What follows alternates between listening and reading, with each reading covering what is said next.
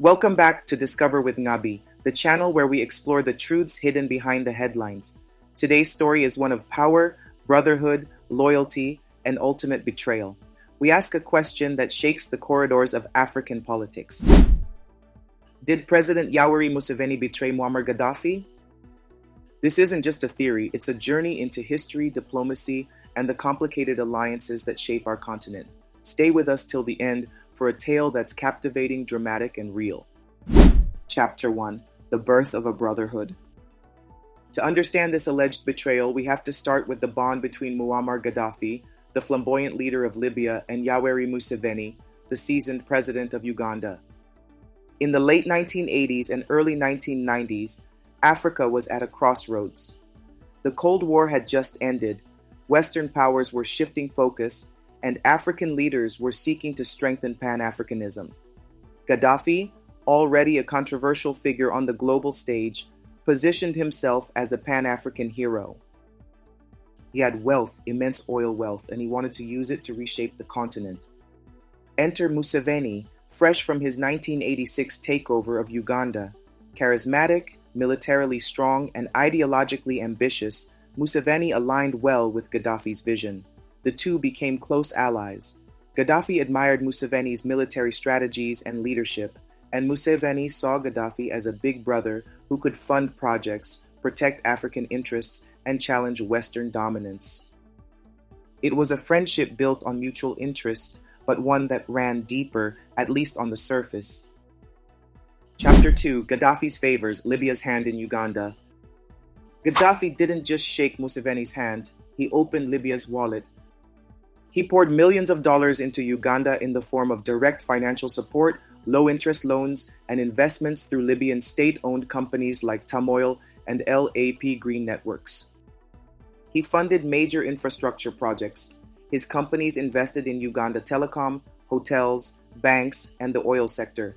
Libya became one of Uganda's largest foreign investors. But Gaddafi's support went beyond economics. He was Museveni's political defender on the African stage. When Museveni faced criticism from the West over democracy, human rights, and military intervention, Gaddafi backed him. And Museveni returned the favor, at least in public.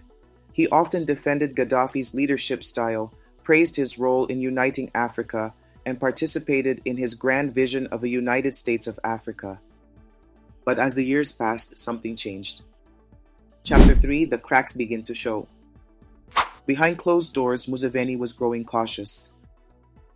Gaddafi was unpredictable. His Pan-African ambitions threatened to undermine Museveni's regional influence in East Africa. Gaddafi wanted to be the face of Africa, while Museveni wanted to consolidate his own legacy. Meanwhile, Gaddafi was also making inroads in countries like Sudan, Kenya, and Congo, areas Museveni saw as his geopolitical backyard. And then came Gaddafi's proposal for a single African military and one president for the continent, with himself, of course, at the top. Museveni publicly smiled, but in private, alarm bells rang. For Museveni, Gaddafi was beginning to look less like a brother and more like a threat. Chapter 4: The Arab Spring, a Dangerous Shift. In 2011, the world watched as the Arab Spring swept across North Africa and the Middle East. Protesters rose up against autocratic leaders, and soon, Libya was on fire. Gaddafi found himself cornered. His once loyal security forces were defecting. Rebel factions gained ground. Western powers, particularly France, the UK, and the US, saw their chance and launched a NATO-led military intervention. Gaddafi called on his African allies. He called on Museveni. And that's when the silence from Uganda became deafening. Chapter 5: Museveni Turns Away. Despite their long history, Museveni did not come to Gaddafi's aid in any meaningful way. He issued vague statements about sovereignty and external interference, but stopped short of condemning NATO or offering military or diplomatic support. Many believe that Museveni had already distanced himself from Gaddafi by this point, perhaps even sharing intelligence or refusing to intervene as Libyan assets in Uganda were quietly frozen. When Gaddafi was finally captured and killed in October 2011, Museveni offered no tears. And that's when the whispers started. Did Museveni betray his old friend to protect his own power? Chapter 6: The Hidden Motives. Let's explore why Museveni might have turned his back on Gaddafi. Number 1. Survival. Museveni had ruled Uganda for decades. Supporting Gaddafi, a fellow long-serving leader, might have made him a target of the West. Number 2. Power and influence. With Gaddafi gone, Museveni had fewer rivals in the African power scene. He could now become one of the longest ruling African presidents without Gaddafi's shadow. Number 3. Western relations. Uganda was receiving military and financial aid from the US and Europe, especially in their fight against terrorism. Siding with Gaddafi could have put those deals at risk. Number 4. The United States of Africa. Museveni never fully supported Gaddafi's dream of one African president. In private, he believed African nations should remain sovereign. Gaddafi's vision clashed with Museveni's ideology. Was it betrayal or cold political calculation? Chapter 7: Libya's Legacy in Uganda. After Gaddafi's fall, the Libyan investments in Uganda were seized, frozen, or quietly restructured. Turmoil disappeared. LAP Green's assets were in limbo. Uganda moved on quickly.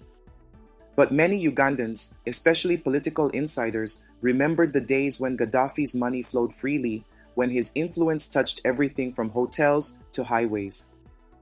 And some still wonder, did Museveni repay that generosity with silence and betrayal? Chapter 8: Suspense, Secrets, and the Unspoken. Museveni has never openly admitted to betraying Gaddafi.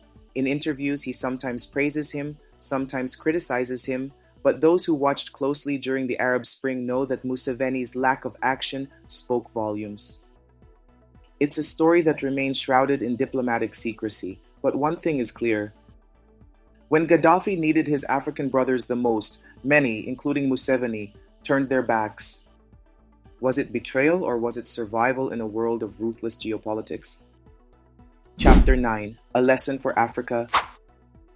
This story teaches us something powerful. In the world of politics, friendships are often temporary. Strategic alliances can be broken when survival and power are at stake.